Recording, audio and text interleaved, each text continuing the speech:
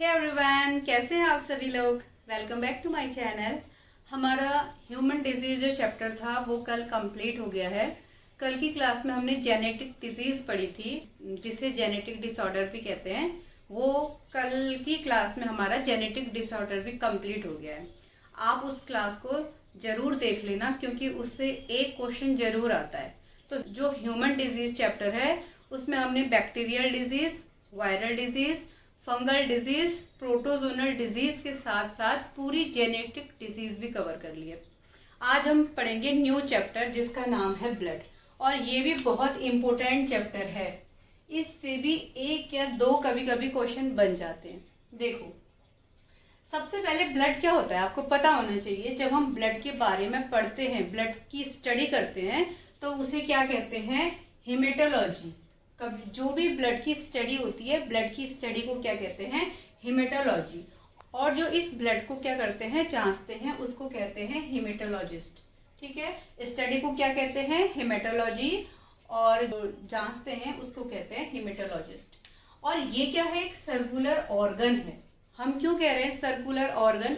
क्योंकि ये क्या करता है? पूरे शरीर में सर्कुलेट होते रहता है। ठीक है, और ये लिक्विड स्टेज है। आपको पता ही है ब्लड क्या है? एक लिक्विड स्टेज है ना, तभी तो क्या कर रहा है, इधर से उधर बहता जा रहा है।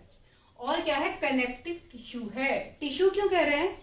टिश्यू हम इसलिए कह रहे हैं क्योंकि क्या है, ये जो ब्लड है ना, ये बहुत सारी सेल से मिलकर बना है। अभी हम आगे चलकर यही सब पढ़ने वाले हैं कि जो ब्लड है इसमें बहुत तरह की सेल्स हैं, लेकिन बहुत तरह की सेल होने के साथ साथ उनका ओरिजिन भी सेम है। इसीलिए तो टिश्यू कहते हैं ना। बहुत सारी सेल को टिश्यू तो कहते ही हैं, लेकिन उनका ओरिजिन भी सेम होना चाहिए। तो क्या हो गया? अब ये देखो, हमने टिश्यू मतलब तो क्या बता दिया कि टिश्यू वो होते हैं, group of cells is called tissues. और टिश्यूज भी कैसे? जिनका ओरिजिन सेम है। ठीक है, तब तो टिश्यू हो गया। लेकिन कनेक्टिव क्यों कह रहे हैं? क्यों कनेक्टिव इसलिए कह रहे हैं क्योंकि ये क्या कर रहे हैं, मान लो हमारा क्या हो रहा है, हमें कोई भी मैसेज ब्रेन तक पहुंचाना है तो ब्लड के थ्रू जाएगा, और कोई केमिकल जैसे लीवर छोड़ रहा है वो ब्रेन तक जा रहा है। तो ये सब क्या हो रहा है? ले जाना, पहुंचाना, एक जगह से दूसरी जगह में कनेक्ट कर दे रहा है ना। तो इसीलिए इसको क्या कहते हैं? कनेक्टिव टिश्यू कहते हैं। ये एग्जाम में क्वेश्चन आता है कि ब्लड कैसा टिश्यू है। तो ब्लड क्या है? एक कनेक्टिव टिश्यू है। और कैसा है? एक लिक्विड कनेक्टिव टिश्यू है। ठीक है, ये लिक्विड वाला होता है।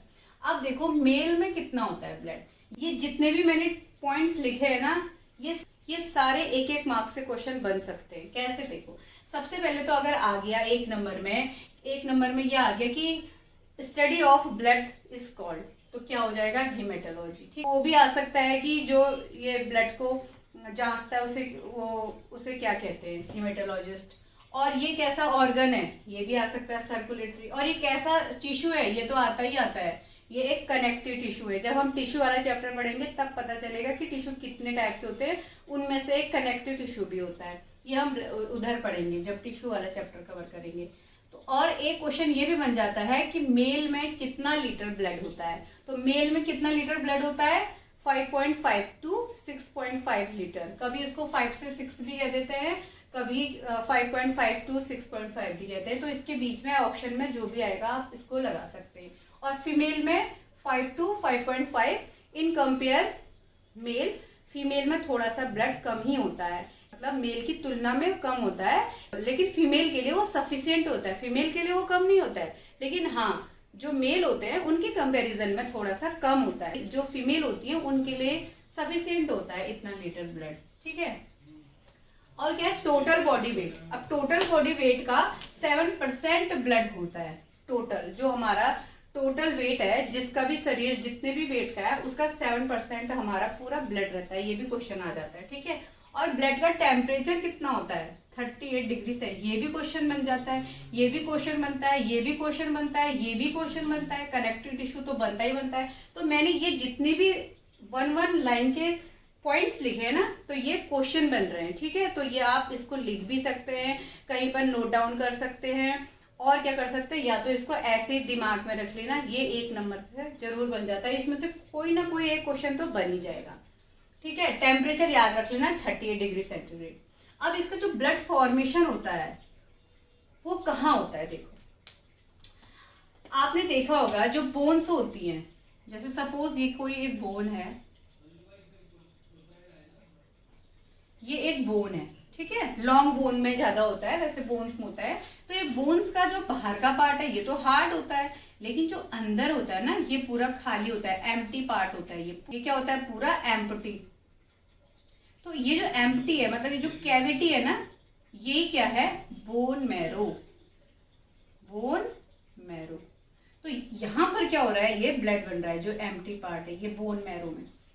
ये जो बोन है, जितनी भी बोन्स होती हैं मोस्टली लॉन्ग बोन्स जो होती हैं उसमें क्या होता है, जो एम्प्टी पार्ट होता है ना उसको बोन मैरो कहते हैं, और यहीं पर ब्लड का फॉर्मेशन होता है, यानी ब्लड यहीं पर बनता है, ठीक है।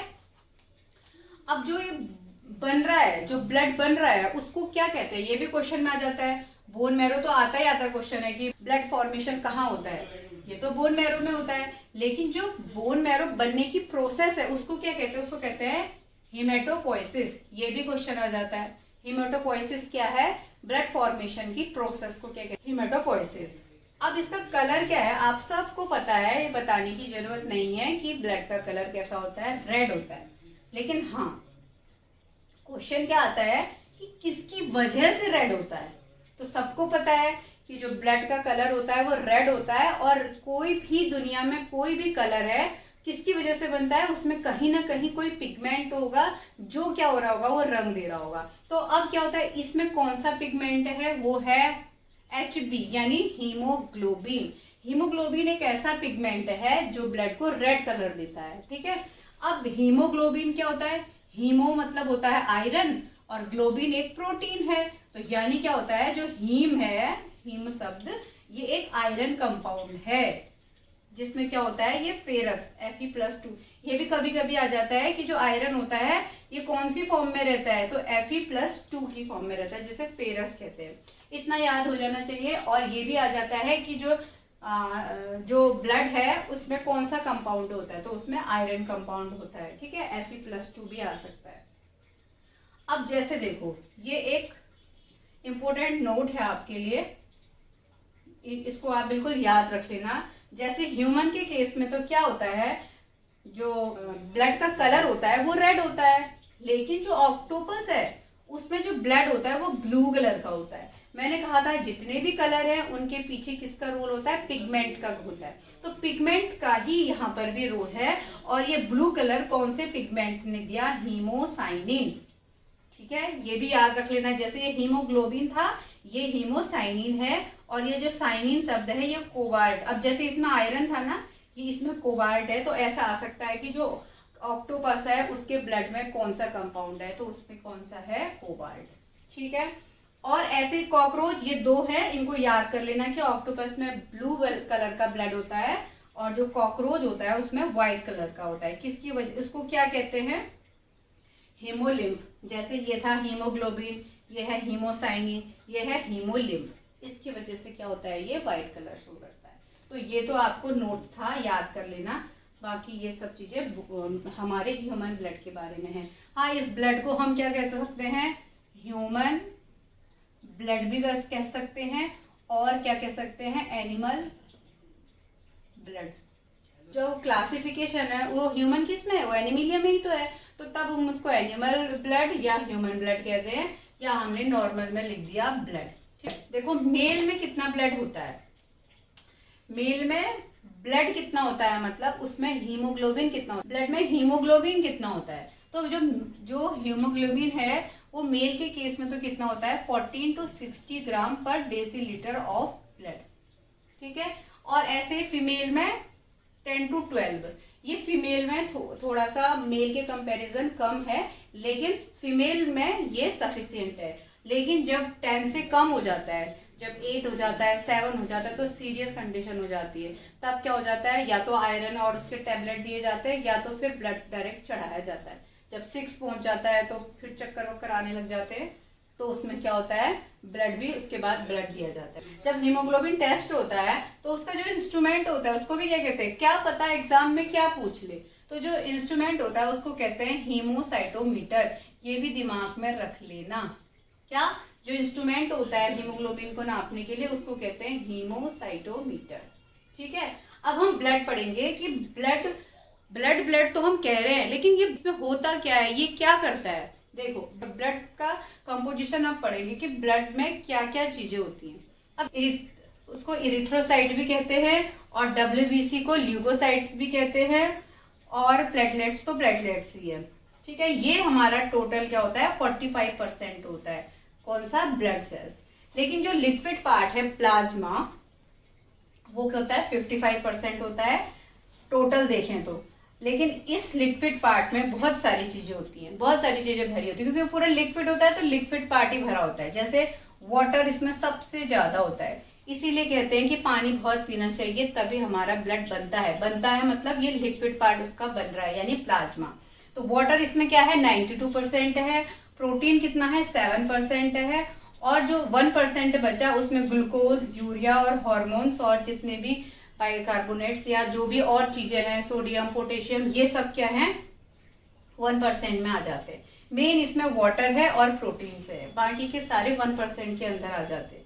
ठीक है, और अब क्या होता है जो आरबीसीज हैं, डब्ल्यूबीसीज हैं और प्लेटलेट्स और प्लाज्मा, तो सब तो क्या हो जाते हैं जो 1, 2, 3 और 4, ये जो 4 कंपोनेंट्स हैं ब्लड के, ये हमें अब डिटेल में पढ़ने हैं, इनसे भी क्वेश्चन बनते हैं। तो ये हम डिटेल में क्या पढ़ेंगे, कल हम पढ़ेंगे प्लाज्मा या ब्लड सेल्स, कोई भी आरबीसी से शुरू करेंगे। तो ये हम क्या करेंगे, ये अब कल की क्लास में पढ़ेंगे।